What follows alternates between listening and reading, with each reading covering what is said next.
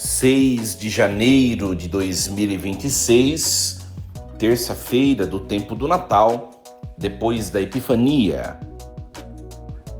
Meus queridos filhos e filhas, muito bom dia, terça-feira, terçou, louvado seja Deus, nos encontrarmos, ouvirmos a palavra de Deus, o privilégio de poder meditar a palavra de Deus já no início do dia. Sintam-se todos bem acolhidos, vos saúdo com a paz de Jesus.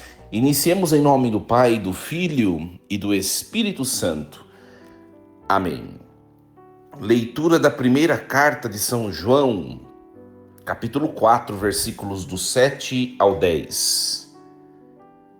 Caríssimos, amemo-nos uns aos outros, porque o amor vem de Deus, e todo aquele que ama nasceu de Deus e conhece a Deus. Quem não ama não chegou a conhecer a Deus, pois Deus é amor. Foi assim que o amor de Deus se manifestou entre nós. Deus enviou seu Filho único ao mundo para que tenhamos vida por meio dele. Nisto consiste o amor. Não fomos nós que amamos a Deus, mas foi ele que nos amou e enviou o seu Filho como vítima de reparação pelos nossos pecados. Palavra do Senhor. Graças a Deus. Meus queridos, nós estamos acompanhando ao longo do tempo do Natal, que é um tempo tão curto, também a curtíssima carta de São João, a primeira carta de São João, e ela permanece como um dos documentos mais profundos, teologicamente ricos do Novo Testamento, né? Oferece uma visão clara da vida cristã autêntica. Essa carta fora escrita pelo apóstolo João, mais ou menos no finalzinho do século I, né? E João ele se dirige às comunidades cristãs que enfrentavam desafios internos e também externos, né? Internamente havia uma ameaça de falsos mestres, geralmente associados a formas primitivas de gnosticismos, heresias, coisas que ameaçavam a comunidade, sabe? Negavam a encarnação de Jesus Cristo, promoviam uma moralidade distorcida, e depois também os desafios externos. Externamente, as comunidades cristãs viviam em um mundo hostil, muitas vezes marginalizadas ou perseguidas, né? Então é diante desse cenário que João escreve com um propósito triplo. Primeiro era reafirmar a verdade sobre Jesus Cristo, o Filho de Deus que veio à carne, né? Segundo para exortar os cristãos a viverem em comunhão com Deus, né? O que se manifesta na obediência dos seus mandamentos, na prática da justiça, né? Enfim. E o terceiro ponto, né, talvez o mais proeminente, para enfatizar, né, a centralidade do amor. Então, para João, o amor não é apenas um sentimento. Hoje em dia, as pessoas concebem o amor como um sentimento que se cria, se cultiva e depois, logo, logo, se morre, se perde e acabou, né? E para João, não. O amor, ele, mais do que um sentimento, ele é uma ação que prova a genuinidade da fé e da verdadeira filiação divina, né? Então, a primeira carta de São João é, portanto, um poderoso lembrete de que a fé verdadeira se traduz em vida, luz e, acima de tudo, em amor. E hoje nós ouvimos essa perícope, né? A primeira carta de São João, o capítulo 4, do 7 ao 10, após exortar os crentes a provar os espíritos, não sei se vocês se lembram de ontem, né? Ou seja, a examinar os espíritos, né? A discernir a verdade da falsidade, com base na confissão de que Jesus Cristo, de Jesus Cristo encarnado, né? Agora João, ele vai modificar o tema, né? Vai dar passos no tema de forma magistral, né? E o tema vai se modificar e vai se tornar o cerne deste tema da sua mensagem, o amor, né? Então essa perícope que nós ouvimos hoje é uma das passagens mais sublimes e teologicamente densas de toda a carta, né? Talvez de todo o Novo Testamento, por que não dizer, né, de maneira ousada, sobre a natureza de Deus e sobre a manifestação do seu amor. Então, nessa perícope aqui, João ele não apenas nos exorta a amar, né? Não é só um pedido, vocês precisam amar, mas ele fundamenta esse mandamento na própria essência de Deus.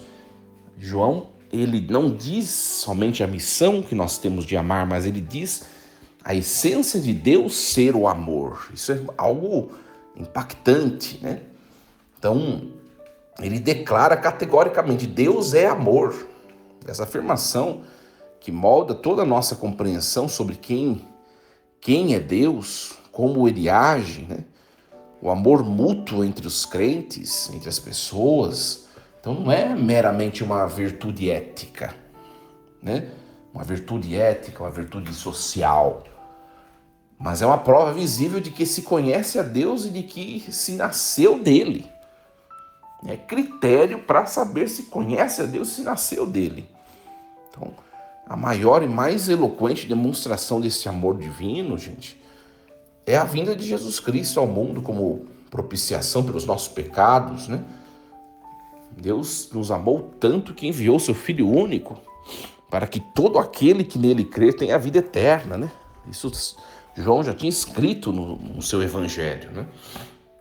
Então essa sessão não é apenas um convite ao amor, mas é uma profunda revelação teológica que nos convida a contemplar o amor de Deus como fonte, modelo de todo amor verdadeiro, né?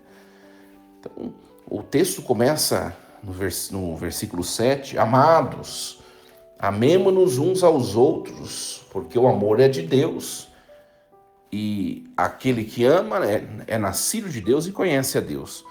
Aquele que não ama não conhece a Deus, porque Deus é amor, né? Então João inicia essa sessão com uma exortação calorosa, direta, né? Amados, amemo-nos uns aos outros. A expressão vocativa, né? Amados, né? Reflete profundamente a profunda afeição, um tom de intimidade, de urgência que o apóstolo tem pela sua comunidade, né? Então ele não somente apresenta o amor como uma opção, uma sugestão, né? Mas ele apresenta o amor aqui como um imperativo fundamental da vida cristã, né? Então, e tem uma razão. A razão é porque o amor é de Deus, né? E ele vai tornando isso mais forte, porque o amor é Deus. Ou seja, então não tem negócio, né? O amor não é uma invenção humana, uma emoção passageira. É uma qualidade intrínseca do próprio Deus. É uma emanação da sua essência. Então, qualquer pessoa que ama é nascido de Deus, conhece a Deus, né? Então, o amor entre as pessoas, entre os cristãos, se torna, assim, uma evidência inegável de uma nova vida em Cristo e de um relacionamento pessoal com o Criador. Então, a expressão nascer de Deus aqui que é usada refere-se à regeneração espiritual, né? O conhecer a Deus, né? É muito bonito isso. Depois ele vai falar que aquele que não ama não conhece a Deus, porque Deus é amor. Então a ausência desse amor para João, a ausência desse amor é a prova da ausência de um relacionamento genuíno com Deus, né? Então, minha gente, alguns pontos para nós elencarmos e colocarmos na vida da gente. O amor, ele é a identidade cristã, tá? Se Deus é amor e se somos nascidos dele, então o amor deve ser a nossa marca distintiva em relação às outras pessoas, né? E conhecer a Deus é amar, né? Porque Deus é a fonte inesgotável do amor. Nós vemos muita gente na igreja, né, que tem muitos problemas familiares, nas suas amizades, nos seus relacionamentos, e tem muita dificuldade de amar. É claro que o amor, né, ele é a essência de Deus, né, e o amor, esse amor, ele se traduz de tantas outras formas externamente, né? O amor se traduz no perdão, o amor se traduz na compreensão, o amor se traduz em tantas outras formas de expressá-lo, né? E, sempre oportuno, né? Nós avaliarmos se nós estamos dentro desse amor. Porque se nós não estamos, nós não temos intimidade com Deus.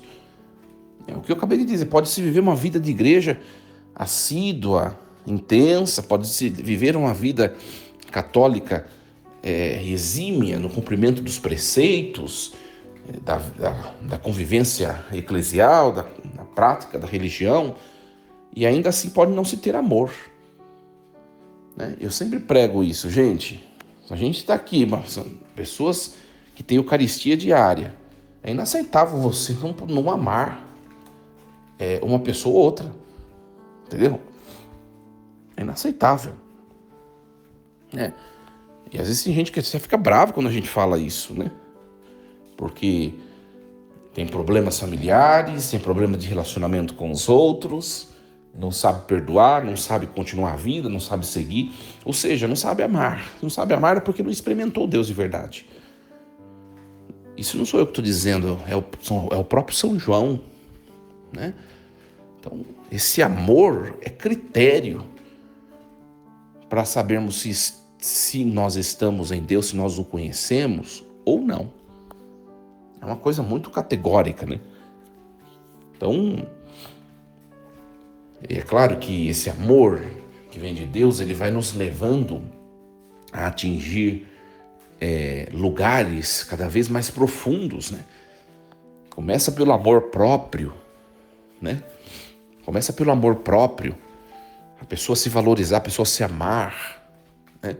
Depois do amor próprio tem o amor conveniente, amar aqueles que me amam, aqueles que são membros da minha família, que me são próximos, e até chegar ao amor mais desafiador, que é o amor do inimigo, que é o amor agápico, né? O amor expresso na cruz de Jesus, né? O amor de loucura. O nosso objetivo como cristãos é nós chegarmos a esse amor, gente. Né? E às vezes pode ser que nós ficamos já longos anos na igreja e patinando num amor pequeno, num amor baixo, num amor conveniente, interesseiro. Então tudo isso é para nós refletirmos. Né? Depois o texto continua. Nisto se manifestou o amor de Deus para conosco, que Deus enviou seu Filho unigênito ao mundo para que por ele vivamos. Nisto está o amor, não em que nós tenhamos amado a Deus, mas em que Ele nos amou a nós, enviou seu Filho para a propiciação pelos nossos pecados. Então, João ele passa da afirmação teológica para a demonstração prática, histórica do amor de Deus. Nisso se manifestou, ou seja, ele apresenta a cruz para nós. Né? E é verdade, gente. O amor ele tem que se traduzir em realidades práticas. Às vezes o amor ele vai exigir um gesto concreto de demonstração. O perdão, né? Às vezes amar é corrigir, às vezes amar é partir, às vezes amar é silenciar, às vezes amar é esperar. Uma questão de discernir os amores, né? Então, uma coisa importante aqui, a questão do ato de amar é uma iniciativa de Deus. Deus nos amou primeiro. Deus tomou a iniciativa de nos salvar, de nos libertar do pecado. Né? Isso já nos tira o nos tira o peso de tentar ganhar o amor de Deus ou de provar o nosso valor. Deus nos ama porque nos ama e acabou, não pelo que nós temos a oferecer. Pode ser que nós não tenhamos nada a oferecer a Deus, né? E essa compreensão deve gerar em nós profunda humildade e gratidão em nossos corações, né? Depois nós vemos aqui o sacrifício como a medida do amor, a entrega, né? O sofrimento, tá? Então, a frase que nós ouvimos, para que por ele vivamos, né? Essa frase nos lembra que Jesus não veio apenas para nos salvar da morte, mas para nos dar vida em abundância. E essa vida é uma realidade presente, caracterizada pela comunhão com Deus, né? Um convite a vivermos cada dia na plenitude que Cristo nos oferece, né? Embora, gente, o amor de Deus seja iniciador, ou seja, tenha partido de Deus a iniciativa de amar, Deus ele exige uma resposta, o amor exige uma resposta. A nossa capacidade de amar a Deus e ao próximo é uma resposta ao amor que ele derramou sobre nós. Então nós não amamos para sermos amados, mas amamos porque fomos amados primeiro. É diferente. Nós não amamos para ficar mendigando amor. Não, nós já fomos amados por primeiro. É um amor de gratidão. Porque, minha gente, muitas coisas a gente vai fazer, pensemos bem, né? Tem muitas coisas que não há retribuição, né? Não há retribuição, a gente faz por um motivo que nós mesmos não explicamos, e esse motivo é o amor.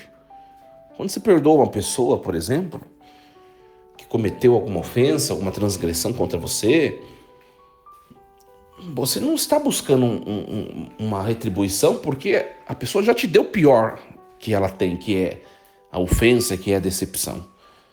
Então você está perdoando por gratidão ao amor que Deus manifestou por você primeiro, porque Deus te perdoou de maneira incalculável. E é bem verdade, gente, isso daí. Eu sempre falo nas minhas pregações, né? As pessoas que não conseguem amar e por consequência não conseguem perdoar, não conseguem realizar tantas outras obras próprias do amor, é porque elas ainda não se deram conta do quanto elas foram amadas por Deus. Entendeu? Eu sempre prego isso daí. As pessoas que têm dificuldades de amar alguém, elas não se perceberam amadas por Deus. Ou elas não perceberam o quanto os pecados que elas têm provocaram a dor em Jesus Cristo. Quando nós, né, vamos tomando consciência, nossa, eu sou muito frágil, né? Eu sou uma pessoa muito pequena. Os meus pecados constantemente são motivos de sofrimento ao Cristo crucificado, né? Os meus pecados foram motivos, eles continuam a ser. Quando nós tomamos consciência disso, que nós pisamos na bola com Deus, nós conseguimos amar de maneira mais fácil a Deus e as pessoas. Nós nos tornamos mais condescendentes, mais sensíveis, gente. Pode ver que pessoa que tem dificuldade, pessoas duras, né? São pessoas que não se percebem amadas. Então, é um convite para nós refletirmos um pouco sobre isso, como nós estamos diante dessa palavra de hoje, né? Essa perícope é uma das mais belas e fundamentais declarações sobre o amor que tem na Bíblia, né? Então, João ele nos exorta a amar-nos uns aos outros, fundamentando esse mandamento na própria natureza de Deus. Deus é amor, né? E ele nos ensina que o amor mútuo é uma prova irrefutável de que somos nascidos de Deus e o conhecemos. Quem tem ausência desse amor, né, revela uma falta do conhecimento genuíno de Deus, né? Então, que nós amemos a Deus, não para tentar provocar uma barganha, uma troca, mas porque Ele já nos amou de antemão. E nós somos gratos. E é verdade, né? Nós nunca poderemos retribuir o tamanho do amor de Deus que Deus manifestou por nós. Tudo que fizermos ainda será pequeno perto desse amor. Então que tudo que nós façamos por gratidão somente a Deus. E isso basta, gente. Isso basta. Que Deus nos abençoe, Deus os abençoe e os proteja nesta terça-feira. Desejo um dia cheio de alegrias, cheio de muito, muito, muito, muito, muito amor por parte de Deus. Força e coragem.